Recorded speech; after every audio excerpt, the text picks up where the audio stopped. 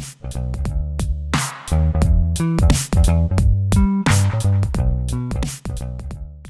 I'm Kevin Owen. This is Destiny Ramsey. That's Mr. Piggy. And today we're talking a little bit about the difference between sin and a mistake. The thing is when we don't handle these issues right with our kids, they grow up very shameful and guilty, and well, you just can't grow and develop into who you're supposed to be in that place. How do we help people deal with that?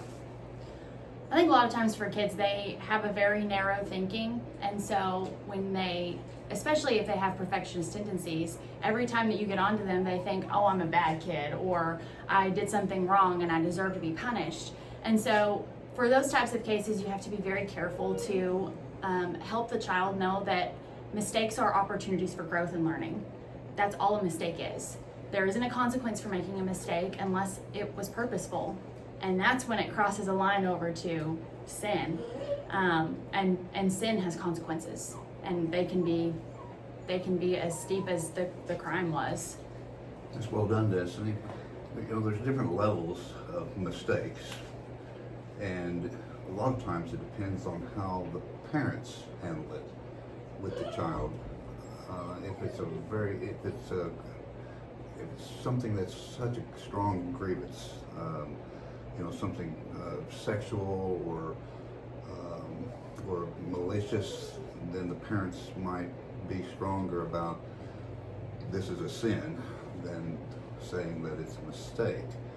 And that can, as Destiny was saying, they can carry on for years and years and years as they deal with that trauma of realizing that they've done something so egregious.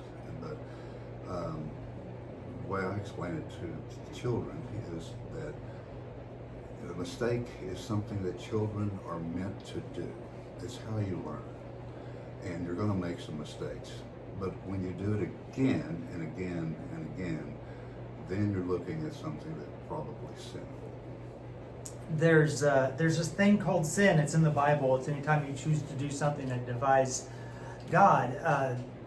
That is a very specific thing, whereas kids are little people. They're learning how to be. And so as parents, if we make the mistake of classifying every mistake as sin or demonstrating a less than graceful response to sin, what it does in a kid's mind is it connects your frustration and your anger to God in their head.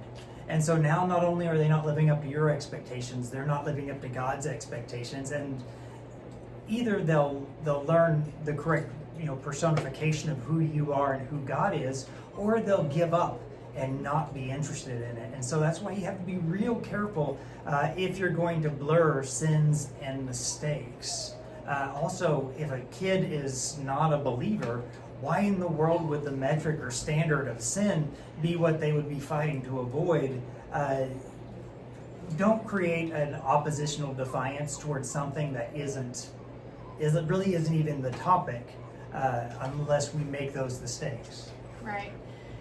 If you're going to use words that are like sin, you also have to follow it up with grace. And that doesn't mean allowing that child to get away with whatever they did. There are still consequences. Even when God gave grace, there's still earthly consequences that we have to carry because we chose that.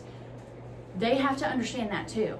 Natural consequences, logical consequences, all of those things can be put in this place, but it has to be followed with grace. At no point did your sin or mistake make me love you any less. Can go a long ways. A lot of times the child feels as though he's the only person in the world who has ever committed that, whatever it was.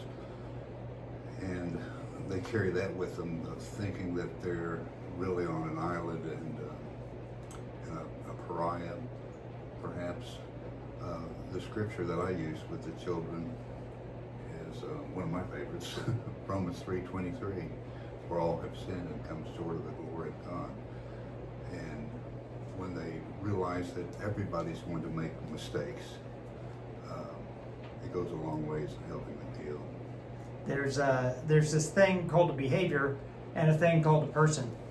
You are not your behavior.